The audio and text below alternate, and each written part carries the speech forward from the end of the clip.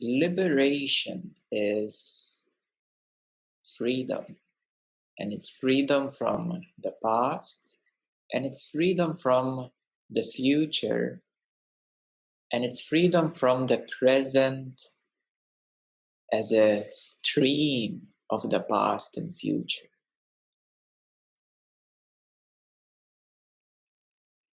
For most, the present is a continuation of the past and continuation into the future, and that is called time. So for many, the present is nothing more but just a river in time.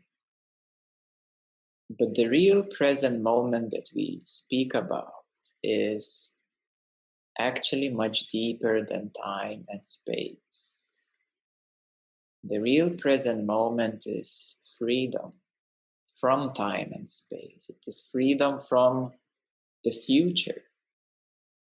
And you will say, how can you be free from the future? The future is mainly either excitement of what you know is coming, or it can be anxiety or stress of you know what is coming, or it can be worry because you don't know what is coming. So this is the general general future. And the future for most is a projection from what you know now into how it's most likely going to be tomorrow. And how do you know now everything that you know?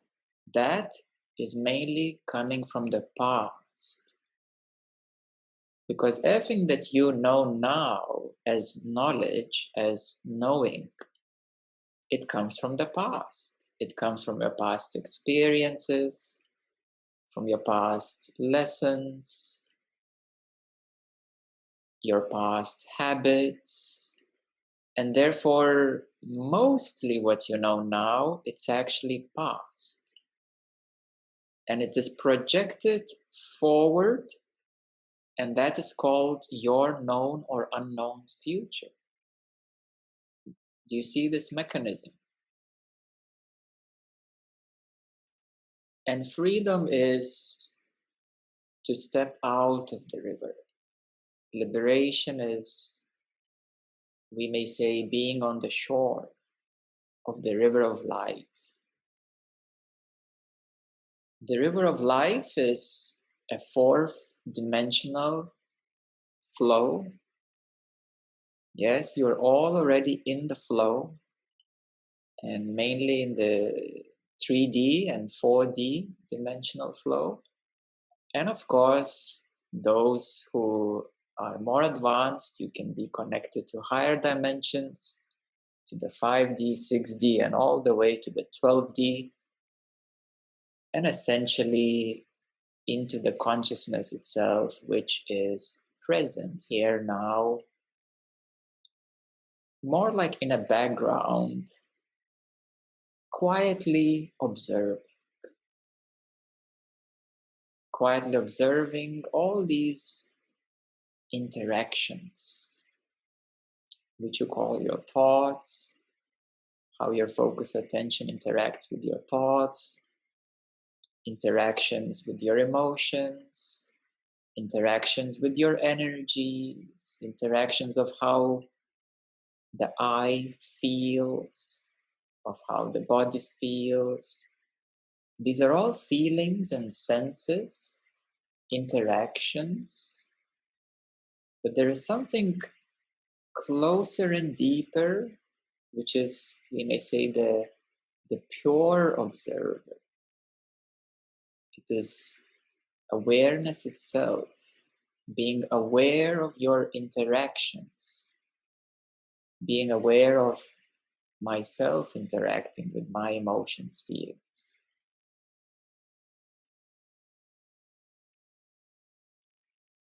So awareness, we may say it's quiet. It's always observing. It is always illuminating your present experience. And some of you may say, oh, I know awareness already, I know this talk already. And that will be your knowledge, yes. It will be your knowledge of what you have heard in the past. And my invitation is to always look freshly, to always see freshly,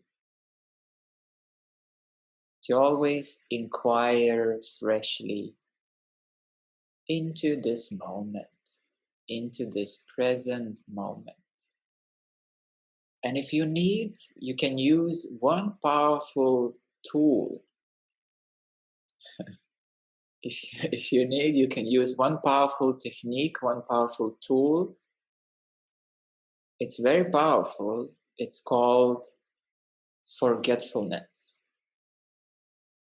Yes, it's called forgetting what you know. Forgetting even in this present moment that you know yourself. Forgetting in this present moment that you know this present moment. And that is very liberating. If for a moment you kind of really forget everything, that you know anything, just for a moment, and you will recognize that you are here. You're simply here.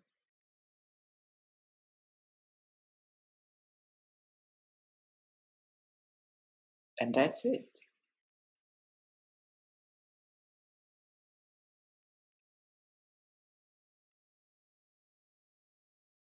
And then you might notice how the engine kicks in.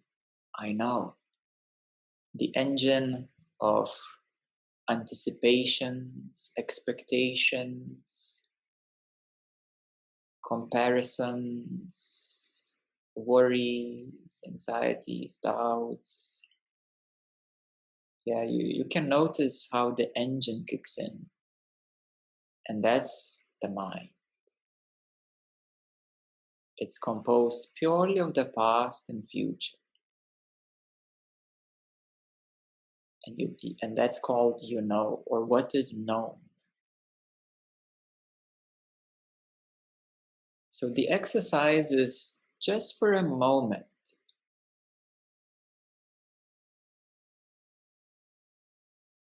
to forget everything.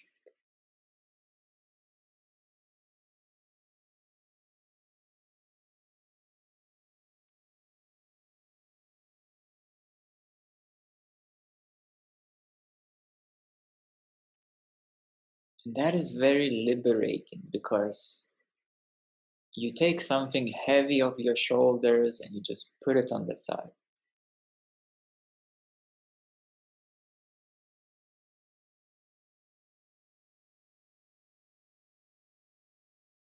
And in this exercise, one part we have recognized when the engine kicks in, the mind, when it comes back. The other part, if suddenly you feel anxiety, forget anxiety too, because that's not needed. That's only the mind trying to keep itself affirmed. If there's any anxiousness, it's the mind trying to keep itself in the knowing. You need to forget anxiety too.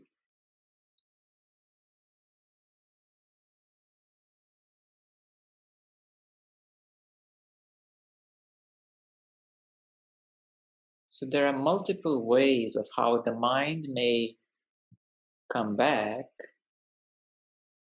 and either try to affirm itself, or it will be anxious to lose itself.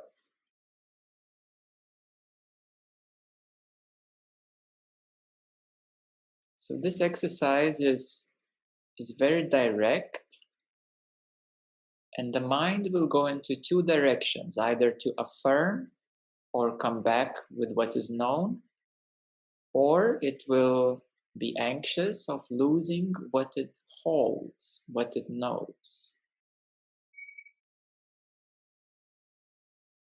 This exercise, we can say, is a double-edged sword.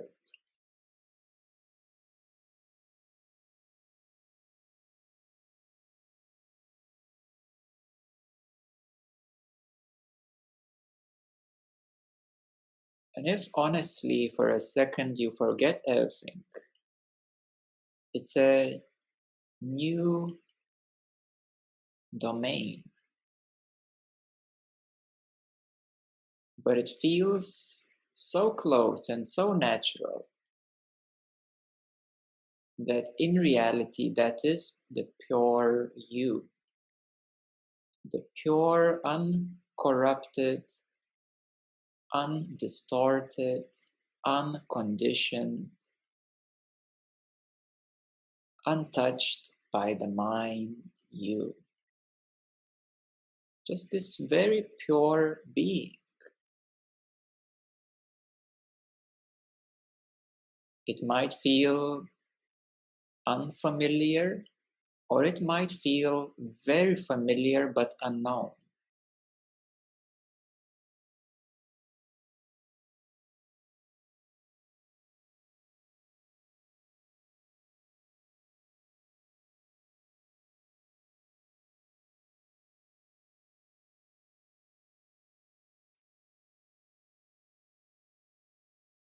And that's exactly where the liberation is. Even if it's just for a second, for that 1 second you were liberated. You may call it freedom, or you were in your truest, deepest, purest self being.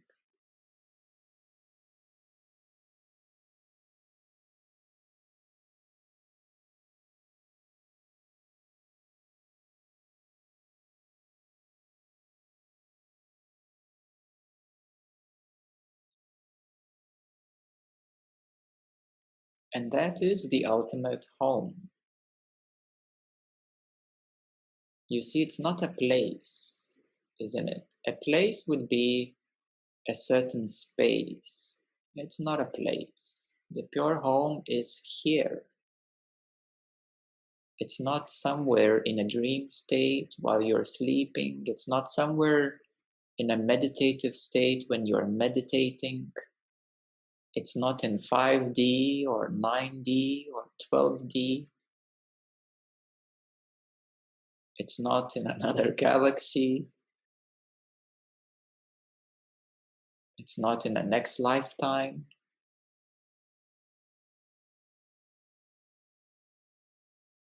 It's not even somewhere in the future that I will get there in the future. That would be another thought. It would be a mental assumption. If you want to keep things for the future, well, that's your option.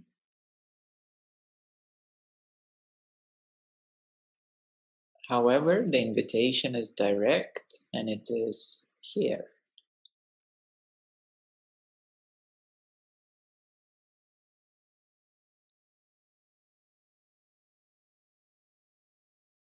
And forgetfulness is not going into some sort of blank state or black state,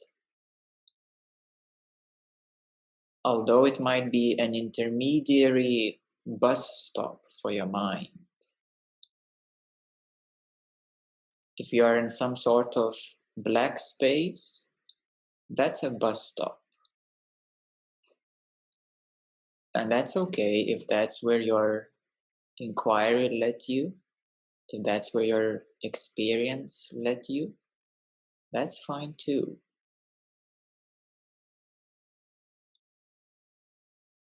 But you being able to see even this black or blank state we can say this ability to see the blank state, that ability itself to see the blank state is the home, is the self.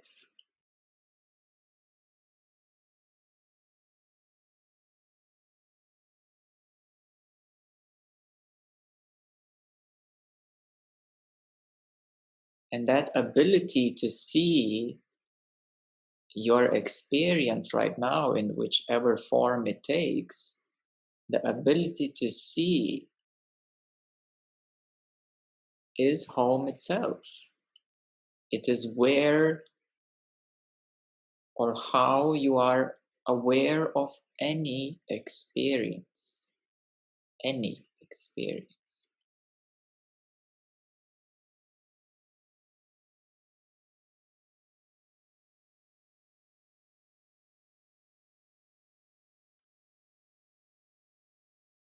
The ability to see your experience.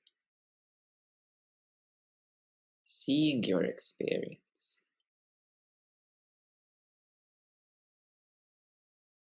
Knowing whatever is known. Seeing the knowing. Seeing that you know. Or seeing that you don't know.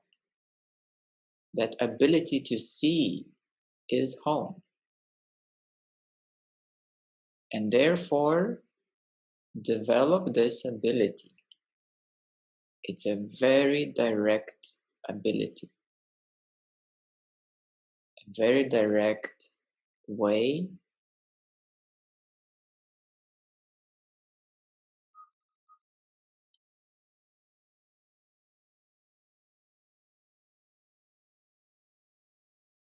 and it's called the direct path.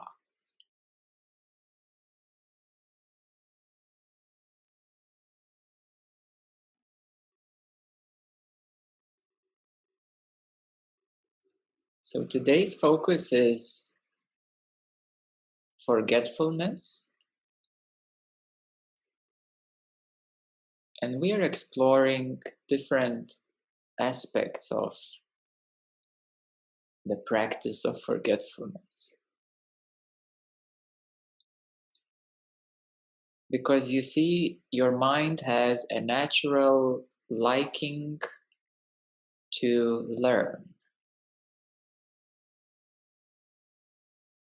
The mind has a natural liking to be stimulated by experiences.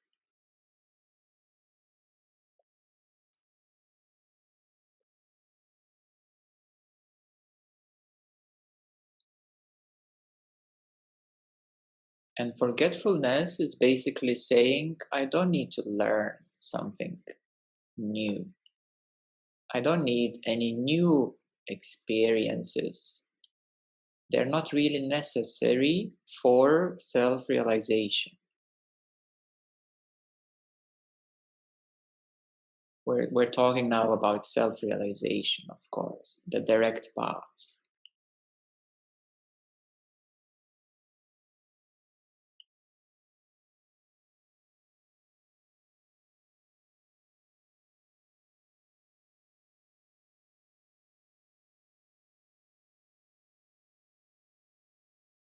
This seeing, ability to see your current experience, happening, state, whatever is going on right now. It's rock solid. That seeing itself is rock solid. The consciousness, we may say, it's rock solid. It never goes away, the consciousness itself. However, your focus may go away or get back into habits and entanglements, or to get back into the flow, like, oh, I'm gonna think my life through, or whatever. So your attention and focus may get back into activity. But consciousness is rock solid. It doesn't go anywhere. It won't go anywhere. It never has left anything, anywhere.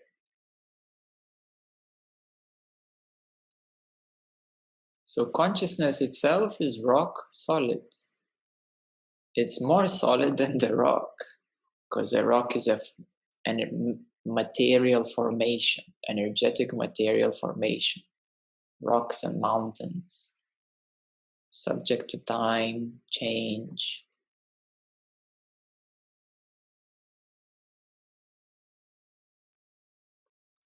So therefore, consciousness, it's called the absolute reality, the real reality, the rock-solid, unchanging reality.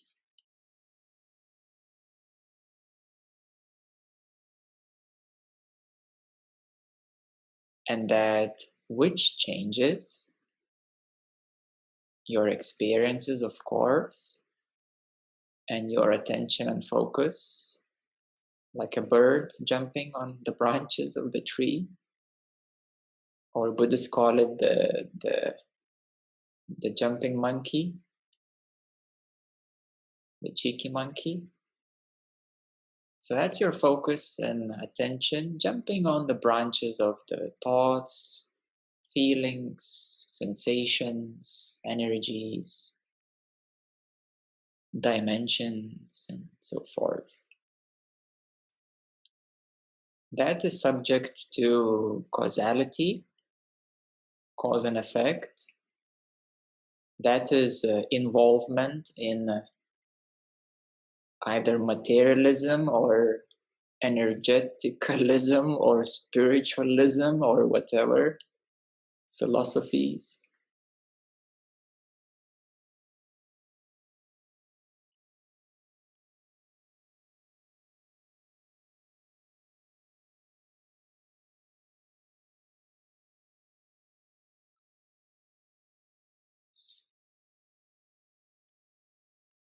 So the first thing first is that consciousness is obviously here because you can see this present moment. You are aware of what's going on to your extent. It doesn't matter, how deep or how wide or whatever, or how simple. It doesn't matter really in terms of self-realization.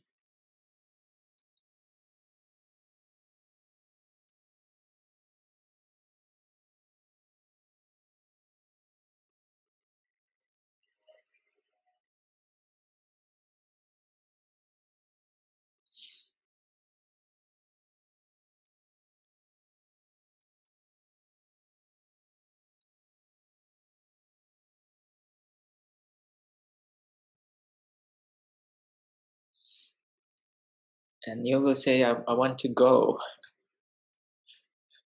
Where? To the next experience?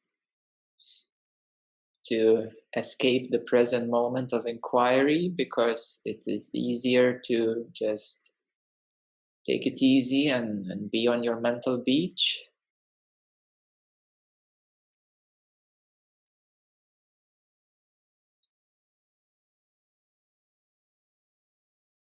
Yeah, so you see how solid the seeing is, the consciousness is.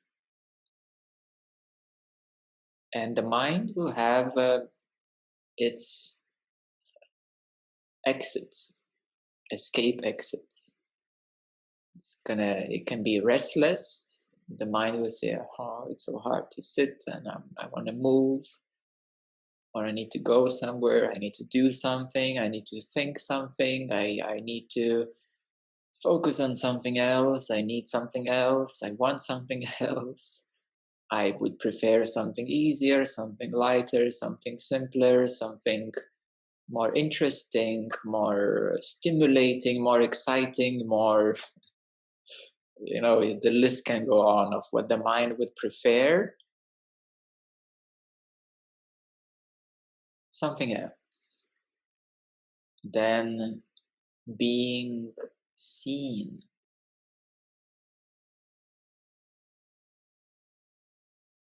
The mind kind of doesn't like to be seen. But if it surrenders, it realizes the power of consciousness. And it realizes that that's exactly what it's been looking for truly when the mind surrenders.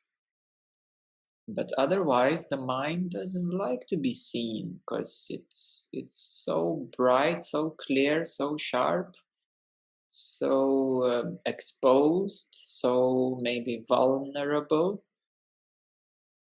so naked, so much seen.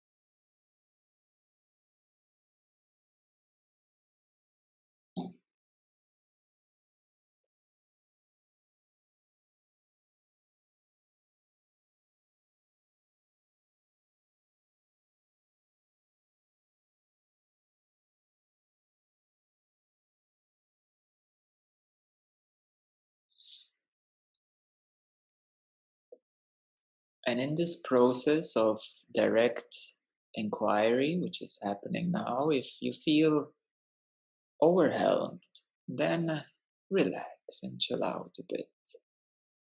If it feels like it's so much you can't handle it, it's maybe too bright, too much, then relax.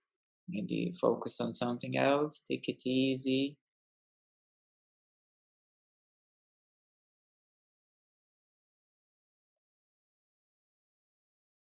Yeah, then you can take it easy.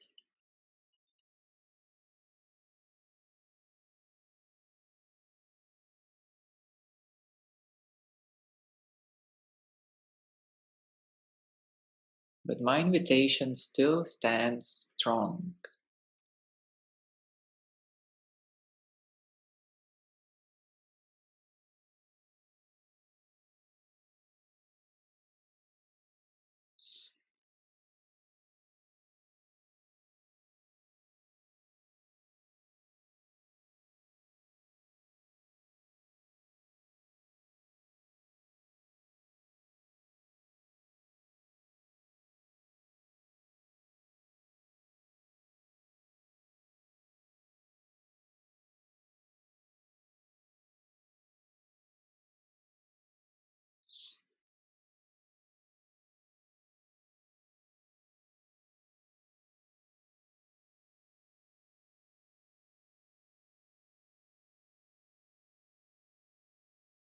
We call it the inner sun, this consciousness.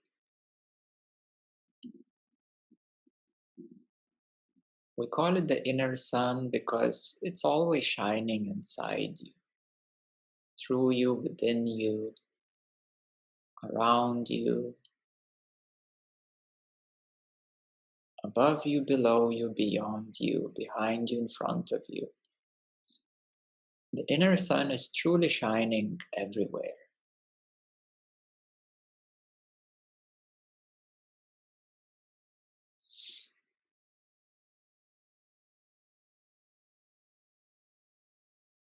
And then we call the inner clouds, which is the veiling of the mind, or a focus being placed or misplaced on something else. So these are the inner clouds.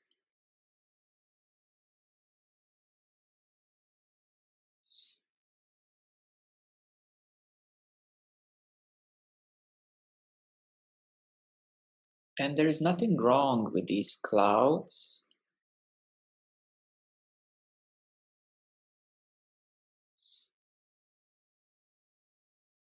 And in this practice, it's the invitation to see it all as the sun.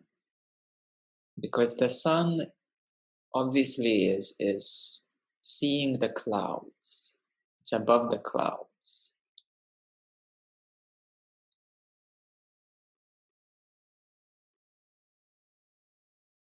If you are seeing from below the clouds, that is a limited view. If you're seeing within the clouds, being in the clouds, that is also a limited view. But if for a moment you step up and see as the sun, as the brightness, and you can see the clouds, you can see what your mind is thinking, what emotions are present, and what any tensions or pains are present, what energies are present, what dimensions are present, what dreams and imaginations are present. In that moment of seeing, you are the sun.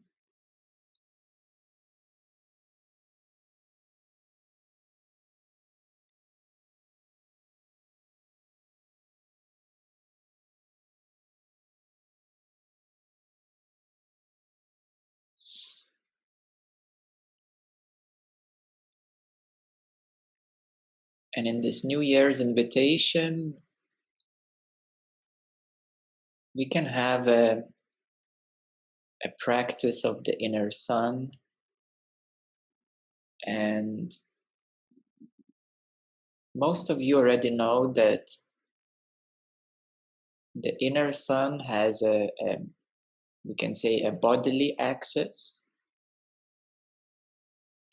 It energetically bodily axis. It comes from the heart on the right. So that's where the consciousness shines into your energetic body. So at the heart of the right, on the right, there is the Amrita Nadi, it's called, the channel of bliss in English. It's not that the consciousness is only there, but dimensionally, energetically speaking, it is shining into and through this channel. So that's like the most important nadi and channel in your energetic system. It's not the crown chakra or heart chakra or kundalini or whatever. It's actually the heart on the right, which is the most important.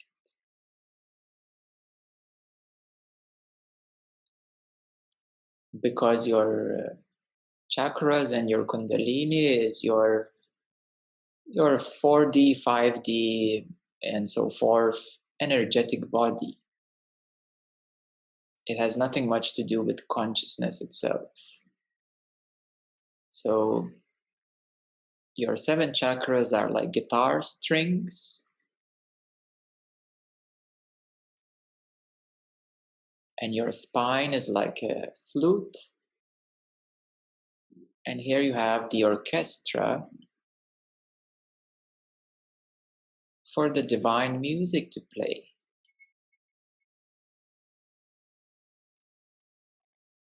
Just like there are 7 notes, 7 tones, the key notes, and then there are many octaves.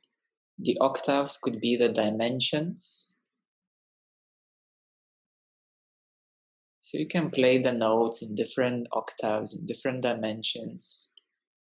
In higher dimensions, you have even more chakras and more advanced energy bodies. But that's a complex topic of interdimensional energetics.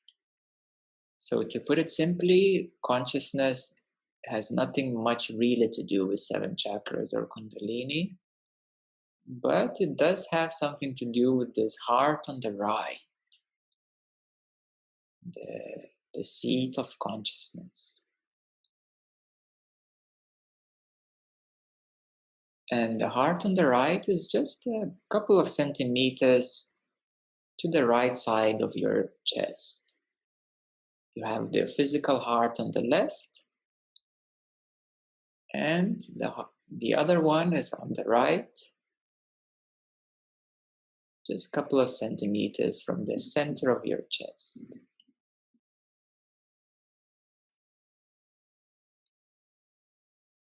You may feel some tensions or pressures, which is okay. That's fine. These would be the clouds.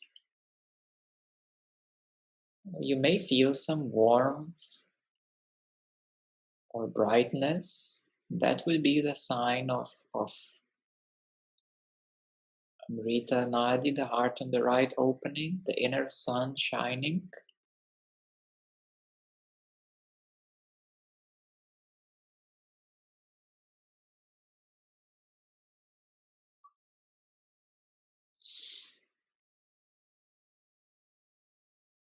And essentially, when all the clouds are cleared,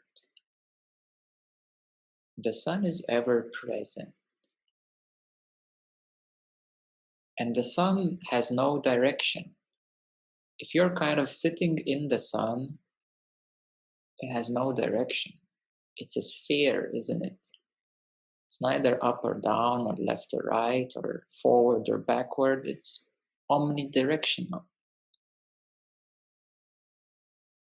So the same way consciousness is omnidirectional. It's everywhere and, well, everything. Or to be more correct, it's illuminating everything. It is everything, but for the sake of conversation, it is illuminating everything.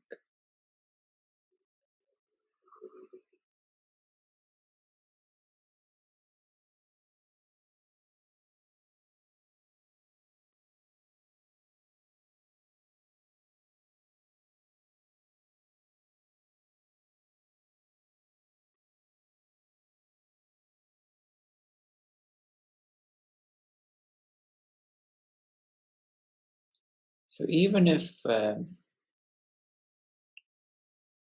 are some clouds and rain in your current location, you can enjoy your inner sun.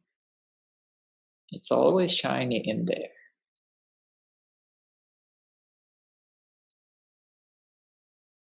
It's always bright. It's always welcoming. It's always inviting. It's actually always loving. Happiness is the nature of consciousness itself, of the inner sun itself.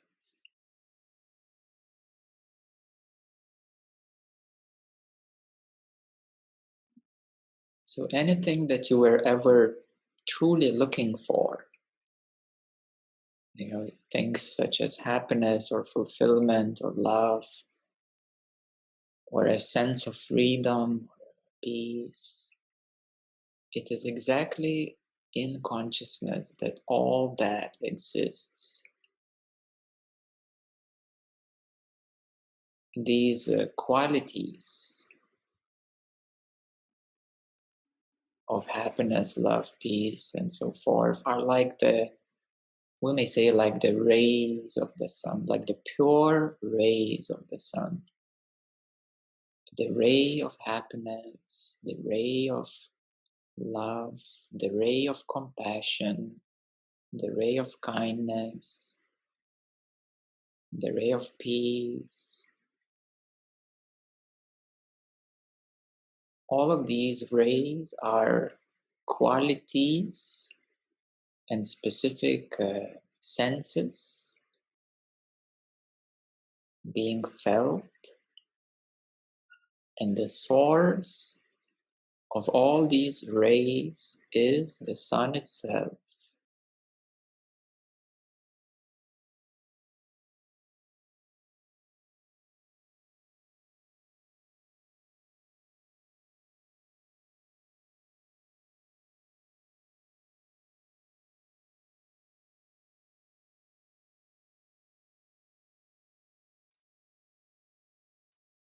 In the mystical traditions, there are the 7 rays, 7 rainbow colors, 7 chakras, 7 musical tones. That is a sacred creation.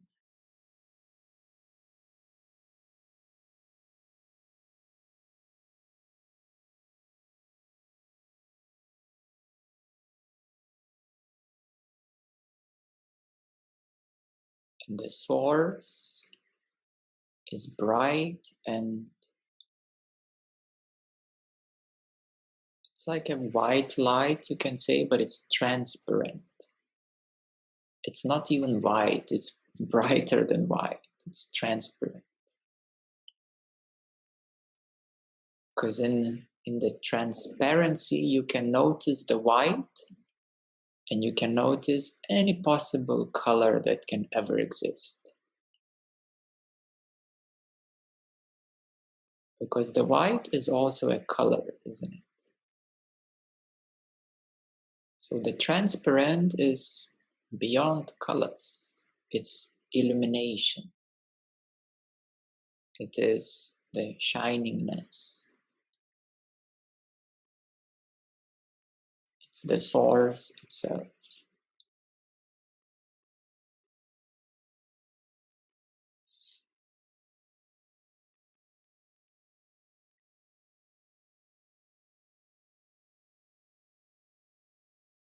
And the source is not a specific point or formation or object or some kind of size or form. It's not specific, it's open. It's the ultimate home of all homes. It's open. In the openness, you can create many smaller homes, many smaller houses.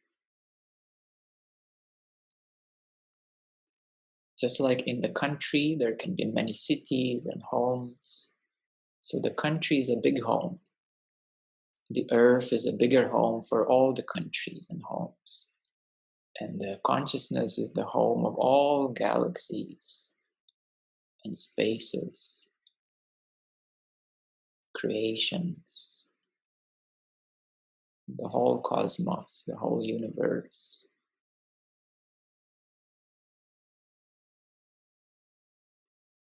The ultimate home.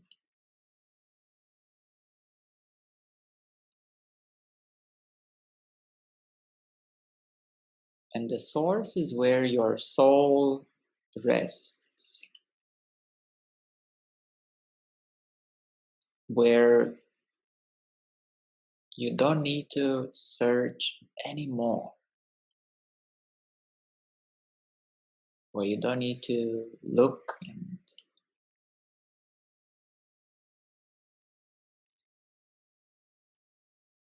and find and search or be restless.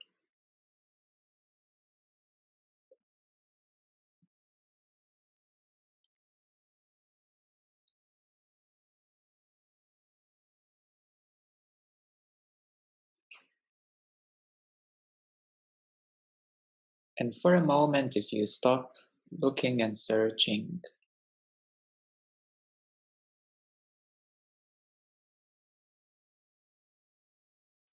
and even stop being restless, if you are, any chance, just for that moment to stop, that's where home is.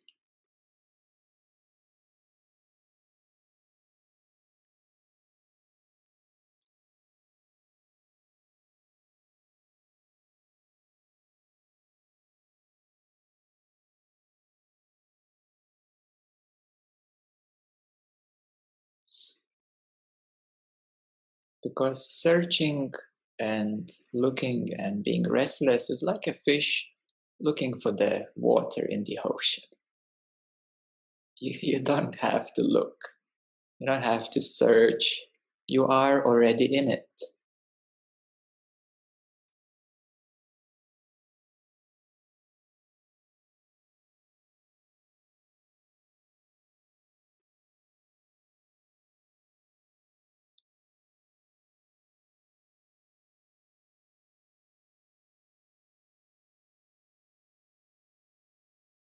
It's the paradox of the fish searching for the water, of the human searching for consciousness.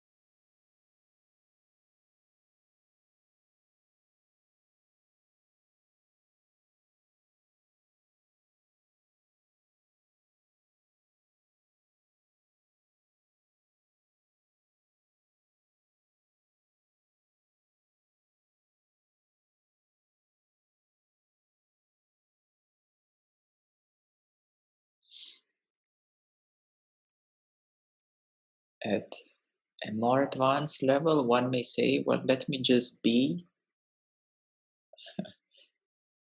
And that's called the being.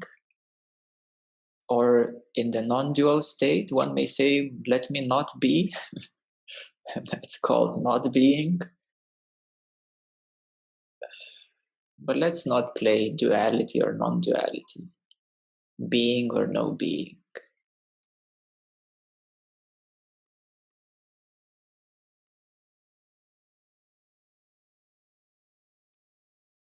You are aware, you're conscious, you're here, and that's a fact. Whether you may assume yourself to be or assume yourself not to be, or know or not know, these are all assumptions, all intermediary states.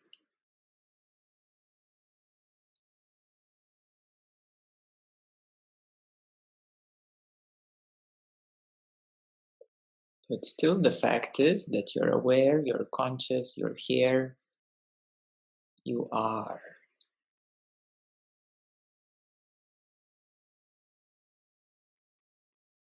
And you exist whether you know or don't know, or whatever you know.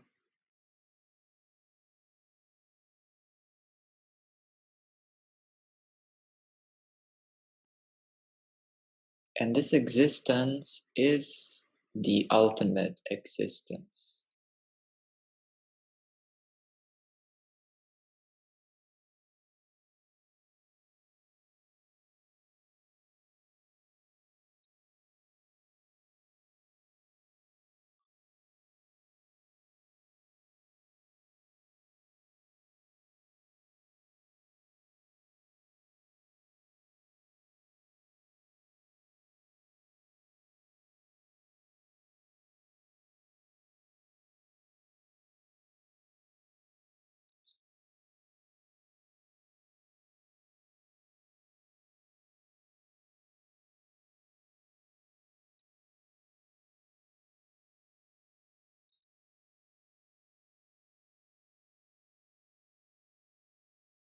And some might say, I might need to understand a bit more, all how to what this all is, and what, how to be, and that's understand. It's not understanding that you need. No,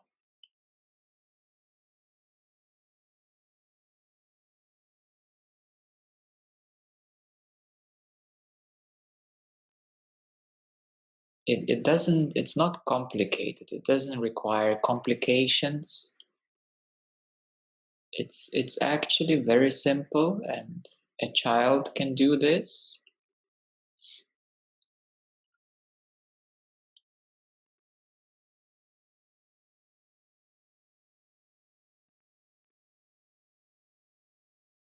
Maybe you need to wonder a bit less, and these would be all kinds of habits of your mind,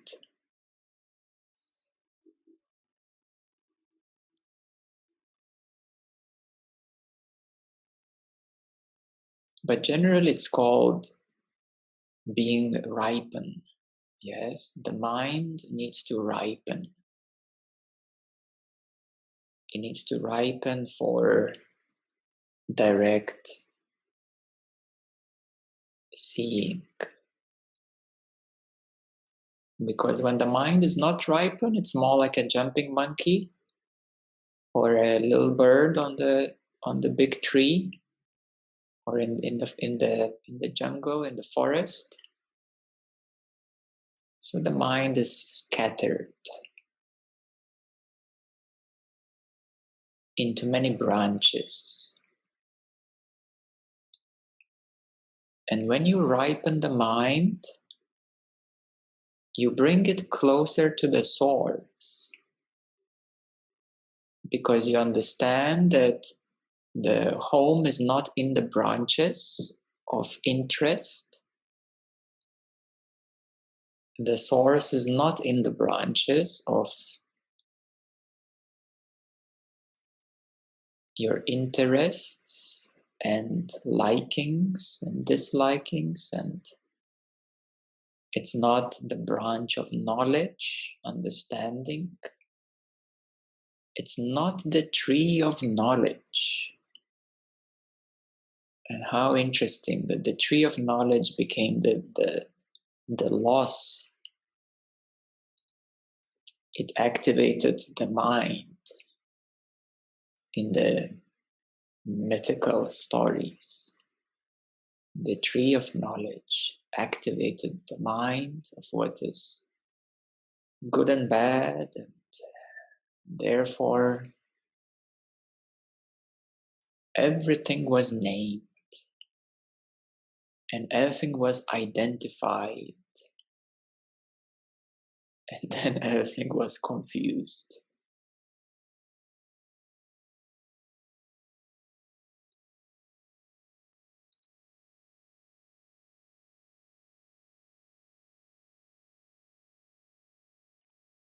So knowledge is not necessary, it's not needed.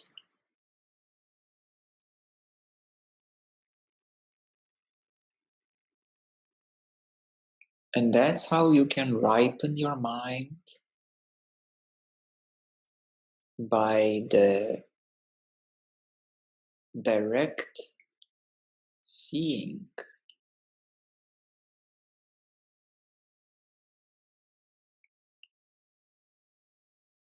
And we may say understanding that the mind is not really, and the knowledge is not really necessary for self-realization, for coming back home to the source.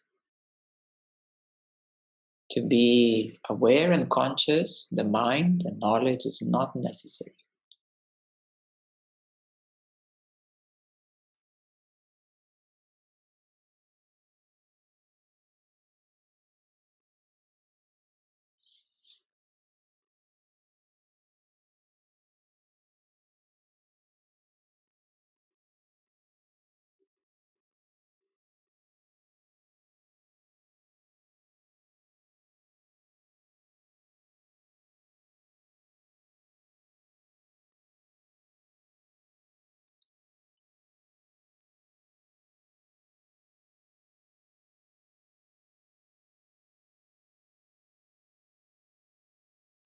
So this is the invitation to every one of you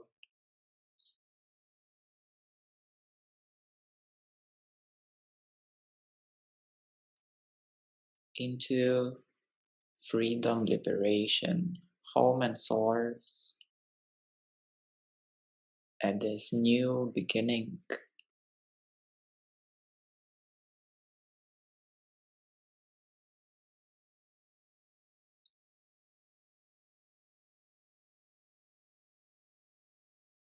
And understanding the fundamentals. This is, we may say, the deepest fundamental knowledge and truth that you need to truly integrate,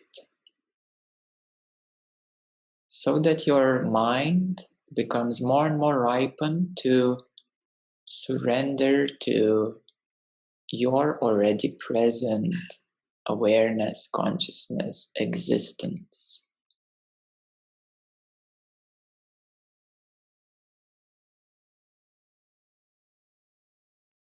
And this surrender is beyond any kind of knowledge.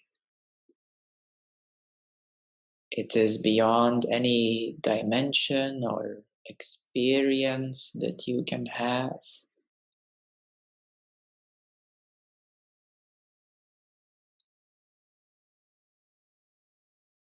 It is even beyond your interest, what interests you, what excites you. It's more than, it's the source of excitement and interest. You see, to me, consciousness is the most interesting thing. It's more interesting than anything else can be ever interesting.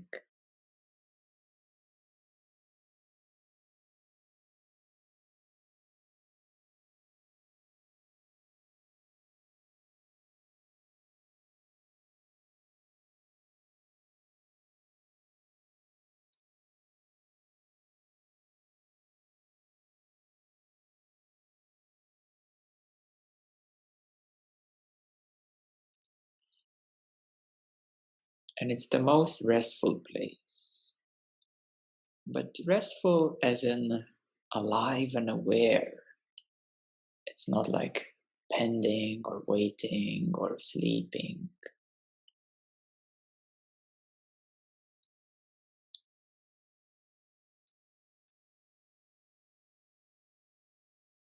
It's more than a sense of being or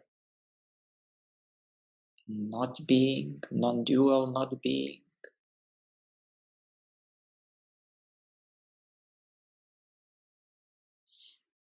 It's more than presence and million kinds of feelings, emotions, sensations, and billions and quadrillions of possible combinations and experiences.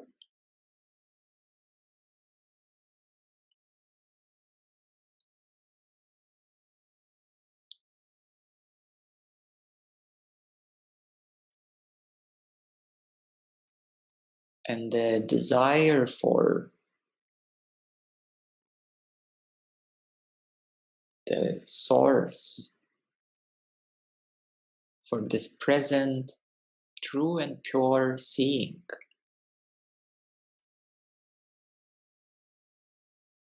is the greatest and most important desire and interest and excitement and goal that you may ever have.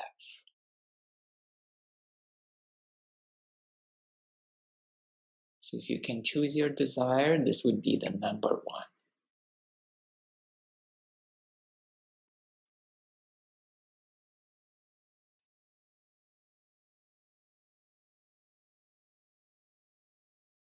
And when everything is centered in, we may say, the right focus and the right desire for freedom, liberation,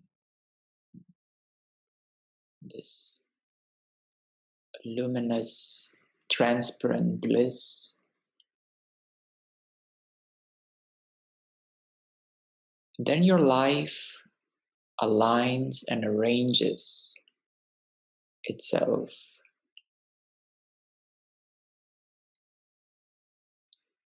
in the highest vibrational way,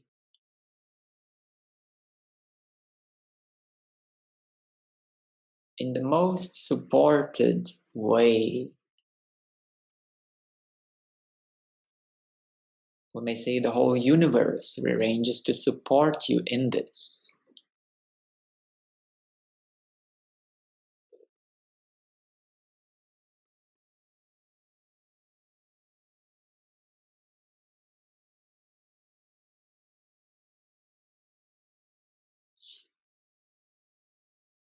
And your life will be a very exciting and the most interesting journey when it is aligned to this highest focus, desire, vibration, to return to the source, to be in the source, because that you already are.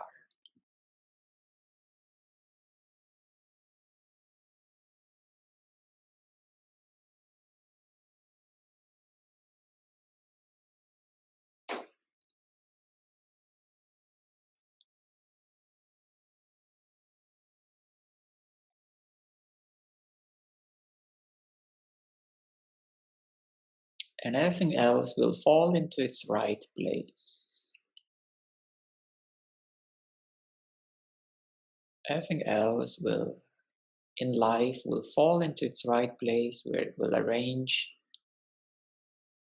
into the right place to support you in this journey, to support you in the self-rediscovery, self-realization.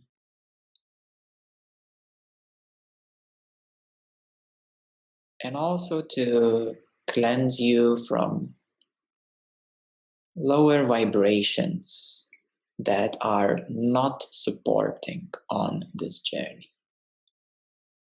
The habits and other side-tracking things.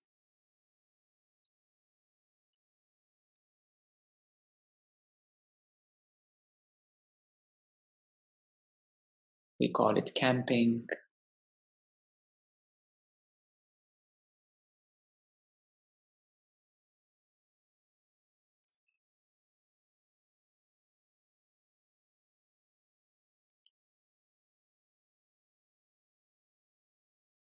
So this is a new year's invitation to all of you with the biggest love, with the biggest happiness, with the biggest peace. It is the invitation home. Hello, good evening, Mindo. Good evening, everyone. Yeah, I've been doing this for a while, as you know. But why is it that during the journey, my mind kept telling me, "Oh, this isn't interesting. This is boring. I know this already." And how can I shut this mind up? Yes, it is good to inquire the opposite way, to ask yourself, so what is interesting to my mind? What does my mind like? What do I find interesting? And that is all fine. You know, it's called your life and your interests and your preferences. But then to have a wisdom to ask yourself, is that interest of my mind is truly gonna fulfill me? Is it gonna truly make me feel the way, the fulfilling way? Is it gonna truly last? You know, this temporary happiness, temporary fulfillment, temporary peace. So the mind has the interest, and that's all good. It's life related. But every time when you fulfill your life interest, it's not truly fulfilling, isn't it? And you could go on and on like this for decades. And that's what people do. And this true happiness, you know, never really comes. So therefore, you can inquire, so what is my mind interested in? And you need to know that it's okay. It's okay to want better this and better that and more of this and more of that. It's okay. It's life. It's okay for life. It's okay for your living, for your hobbies, for your excitement and entertainment. But then you need to have this wisdom. You really ask, is that going to truly fulfill me fully, absolutely, and permanently? And It's then, so true because I end up, like right now, I'm focusing on creating abundance and good things, and they're coming, but they don't last, and when they don't last, I feel empty again. And like I say, that's not it. yes. So first of all, I'm saying it's okay to want to create abundance and so forth. It's okay. Because that is a journey in life. It is the journey you're taking in life, and it's totally perfect. It's totally okay. It's totally fine. But then you need to become a little bit wiser than life, than the river of life. You need to be wiser than the river of life to then inquire, so what will give me the ultimate fulfillment? The ultimate contentment? And that's how you can turn your mind back upside down and say, well, probably it's that which we're doing now in one way or another. I'm not saying that this is the only way, but it is returning your mind back to the source and reassuring yourself, realizing yourself, reinteresting yourself towards the ultimate fulfillment.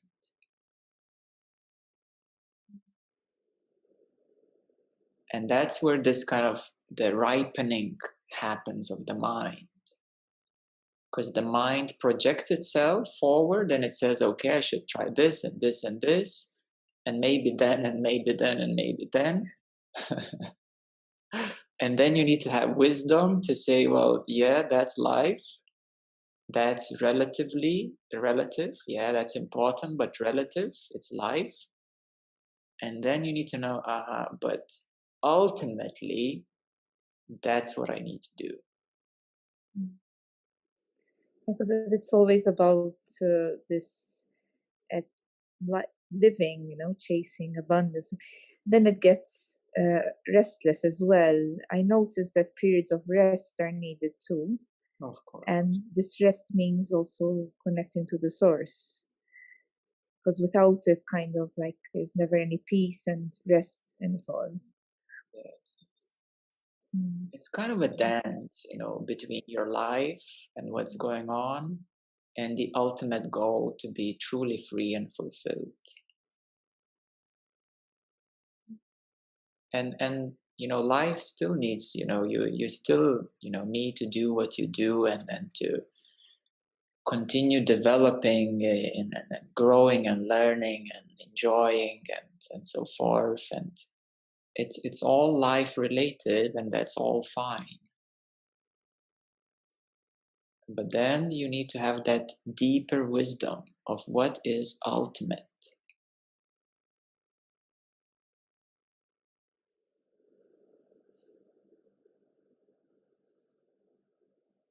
Yeah.